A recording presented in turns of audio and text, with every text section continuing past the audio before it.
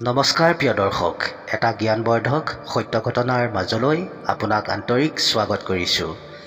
ঈশ্বৰে মানুহৰ দুখ কিদৰে দূৰ কৰে, বিপদত পৰিলে ভগৱানে কিদৰে ৰক্ষা কৰে, কেনে মানুহক সদায় ভগৱানে সহায় কৰে এবাৰ চাওক। আজিৰ এই কথাখিনি খুবেই প্ৰেৰণাদায়ক। এই কথাখিনি আপুনি জানি ল'লে জীৱনত আপুনি বিচৰা সকলো পাব। মানে আপুনি এই সঁচা ঘটনাটোৰ পৰা যি শিক্ষা লাভ কৰিব, জীৱনত আপোনাৰ উপকাৰ হ'ব, যি আপুনি দুখীয়া হৈ থাকিব লগা কেতিয়াও নহ'ব। গতিকে কথাখিনি খুব মনোযোগেৰে শুনি যাব। প্ৰিয় দৰ্শক, সদায় ৰাতি মানুহজনে গাঁৱৰ মানুহ টোপনি যোৱাৰ পিছত অকলশৰে গৈ নামঘৰৰ ভিতৰত মণিকোঠৰ সন্মুখত আঁঠুজুৰি হাতযোৰ কৰি নাৰায়ণ নাৰায়ণ কৰি ভগৱানক মাতি থাকে। তেওঁ এজন দুখীয়া পৰিবাৰৰ মুৰব্বী আছিল। ঘৰ চলাৰ ক্ষেত্ৰত আৰ্থিক অভাৱ আছিল। ধাৰ ঋণৰ মাজেৰে তেওঁ জীৱন চলি আছিল। তেওঁৰ মনত এটাই বেছি দুখ আছিল যে তেওঁ সংসাৰত চলিবলৈ অতি কষ্ট কৰিব লগাত পৰিছিল। ভগৱানৰ সন্মুখত নামঘৰৰ ভিতৰত সদায় এটাই কথা প্ৰাৰ্থনা কৰিছিল যে ভগৱান, তোমাৰ চৰণতেই মোৰ এই দুখৰ সংসাৰখন অৰ্পণ কৰিছোঁ। মোৰ গৃহস্থীখন কিদৰে আপুনি ৰক্ষা কৰে, কেনেকৈ মই এই ধাৰ ঋণৰ মাজৰ পৰা মুক্ত হওঁ, সেয়া সকলো আপুনিয়েই চাব। এনেকৈ ঘৰলৈ পুনৰ গুচি আহে। এনেকৈ কেইদিনমান পাৰ হ'ল। সদায় একেটা কথাকেই নামঘৰত সোমাই নাৰায়ণ নাৰায়ণ কৰি সেই কথাসমূহকে কৈ ঘৰলৈ পুনৰ গুচি আহে। প্ৰিয় দৰ্শক, এনেকৈ কেইদিনমান পাৰ হ'ল। হোৱাৰ পিছত মানুহজনৰ জীৱনলৈ আৰু বেছিকৈ দুখ হ'বলৈ ধৰিলে। এইবাৰ ভগৱান নাৰায়ণে মানুহজনৰ লগত কি কৰিব বিচাৰিছে, কথাখিনি খুব মনোযোগেৰে শুনি যাব।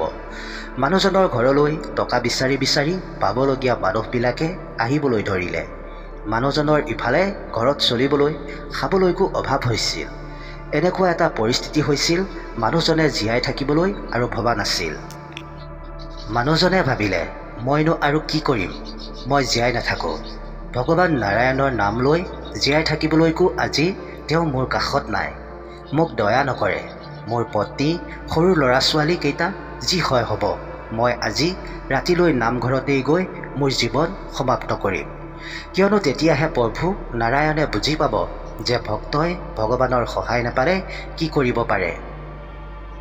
এইদৰে মনত ভাবি লৈ চিন্তা কৰিলে যে মই কিদৰে নিজকে আজি সমাপ্ত কৰিম, তাৰ বিষয়ে উপায় মনত ভাবিলে।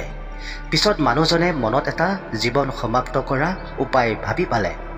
মানুহজনে এটা বিষাক্ত ঔষধি যি খালে মানুহৰ মৃত্যু হৈ যায়, সেই ঔষধ লগত লৈ অকণমান গাখীৰ এটা পাত্ৰত লৈ নামঘৰলৈ ৰাওনা হ'ল। মনত ভাবিলে, আজি ৰাতিয়েই মোৰ শেষৰ দিন। মানুহজন ওলাই যোৱাত তেওঁৰ পত্নীয়ে গম পাইছিল। তেওঁৰ পত্নীয়ে ভাবিলে, গাখীৰৰ বাতিটো হাতত লৈ মোৰ স্বামী এই ৰাতি কলৈ যায়। এনেকৈ মানুহজনৰ পিছে পিছে তেওঁৰ পত্নীয়েও নামঘৰত আহি পালে। মানুহজনৰ পত্নীয়ে নাজানে যে বাতিটোত কেৱল গাখীৰেই নহয়, তাত বিষাক্ত ঔষধো আছে।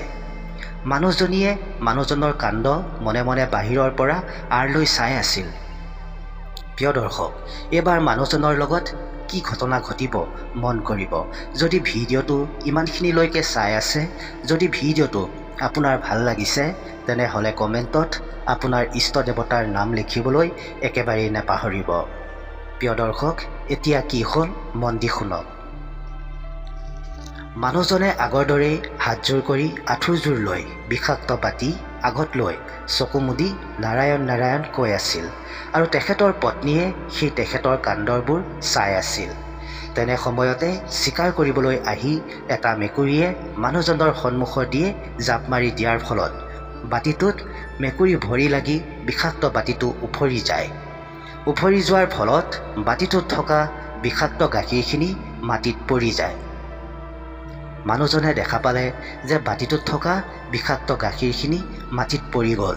তেতিয়া মানুহজনে কান্দিবলৈ ধৰিলে আৰু ক'লে, হে প্ৰভু, মই মোৰ জীৱন সমাপ্ত কৰিবলৈ এইসমূহ কাম কৰিবলৈ বাধ্য হৈছিলোঁ। তুমি মোক কিয় ৰক্ষা কৰিলা? এয়া সকলো তোমাৰেই লীলা। মই বুজি পালোঁ তোমাৰ ভক্তৰ দুখৰ কথা কিমান কষ্টৰ মাজত আছোঁ তুমি এবাৰো নাভাবিলা। গতিকে মোৰ নিৰ্ণয়ত তুমি বাধা দি পুনৰ বিপদৰ মাজলৈ মোক ঠেলি দিলা। যি ভাবিছিলোঁ সেয়াও মোৰ সম্পূৰ্ণ নহ'ল। মানুহজনীয়ে কথাটো গম পালে যে মোৰ স্বামীয়ে নিজকে মাৰিবলৈহে এইসমূহ কৰ্ম কৰি আছিল। মই ভাবিছিলোঁ ভগৱানৰ পূজা কৰিবলৈ আহিছিল, কিন্তু আজিৰ মোৰ স্বামীয়ে মোক এৰি পৰলোকলৈ যোৱাৰ কথা কিদৰে ভাবি ল'ব পাৰিলে। এনেকৈ কৈ মানুহজনীয়ে উচুপি কান্দিবলৈ ধৰিলে।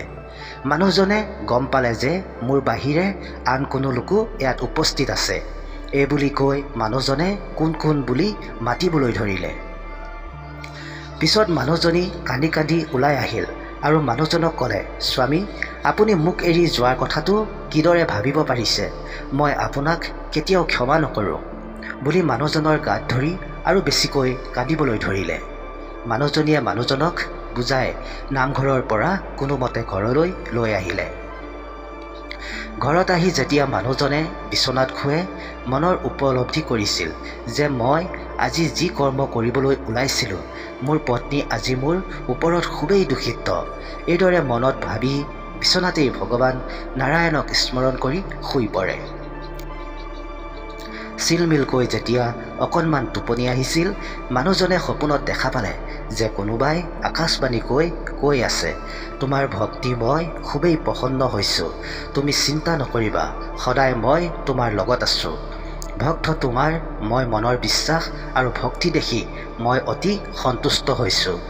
তোমাৰ মনৰ ইচ্ছা সম্পূৰ্ণ ফলদায়ক নিশ্চয় হ'ব, তুমি চিন্তা নকৰিবা। এনেকৈ কৈ আকাশবাণী কৰি ভগৱান ৰূপী নাইকিয়া হ'ল। মানুহজনৰ হঠাৎ টোপনি ভাগিল আৰু মানুহজন আচৰিত হ'ল। পিছদিনাখন পুৱাতেই এজন ব্ৰাহ্মণ তেওঁলোকৰ ঘৰলৈ আহিল। ব্ৰাহ্মণে ক'লে, কিবা পাৰিলে মোক দান কৰক, এই ব্ৰাহ্মণক সহায় কৰক। পিছে দুখত পৰি থকা মানুহ ঘৰে ব্ৰাহ্মণক কি সহায় কৰিব? তথাপিতো ব্ৰাহ্মণক ক'লে, ব্ৰাহ্মণ দেৱতা, আমি খুবেই দুখিত, আমি নিজকেই চলিবলৈ অসমৰ্থ, আপুনি ইয়াতে অলপ বিশ্ৰাম কৰক, মই আপোনাৰ কাৰণে খাবলৈ কিবা এটা যোগাৰ কৰোঁ। মানুহজন আৰু মানুহজনীয়ে পাকঘৰলৈ গৈ নিজে খাবলৈ ৰখা খাদ্যকেই ব্ৰাহ্মণক খাবলৈ অনুৰোধ কৰে। ব্ৰাহ্মণো অতি প্ৰসন্ন হৈ সেই খাদ্য আনন্দৰে গ্ৰহণ কৰিলে। খাই বৈ উঠি ব্ৰাহ্মণে তাতেই বিশ্ৰাম কৰিলে। মানুহজন আৰু মানুহজনৰ পত্নীয়ে মিলি ব্ৰাহ্মণক অতি আদৰ সাদৰেৰে যিমান পাৰে সিমানেই সন্তুষ্ট কৰিবলৈ প্ৰয়াস কৰিছিল। মৰম চেনেহেৰে ব্ৰাহ্মণক অতি আদৰ সাদৰ কৰিছিল। সেই ব্ৰাহ্মণজন আচলতে নাৰায়ণ ৰূপী ব্ৰাহ্মণেই আছিল, কিন্তু তেওঁলোকে সেই কথাটো গম পোৱা নাছিল। অতিথি ব্ৰাহ্মণদেৱ যাবলৈ ওলোৱাত পতি পত্নী মিলি ব্ৰাহ্মণক সেৱা জনাইছিল। মানুহজনীয়ে কৈছিল, ব্ৰাহ্মণ দেৱতা, আপুনি আমাৰ গৃহলৈ আহিলে, আমি যিদৰে আপোনাক সন্মান কৰিবলৈ লাগিছিল তেনেদৰে কৰিব নোৱাৰিলোঁ, গতিকে আমি খুবেই দুখিত। তেনেতে ব্ৰাহ্মণে ক'লে, তথাস্তু, আজিৰ পৰা তোমালোকৰ জীৱন মংগলময় হওক। এইদৰে কৈ ব্ৰাহ্মণৰূপী নাৰায়ণ তাৰ পৰা গুচি গ'ল।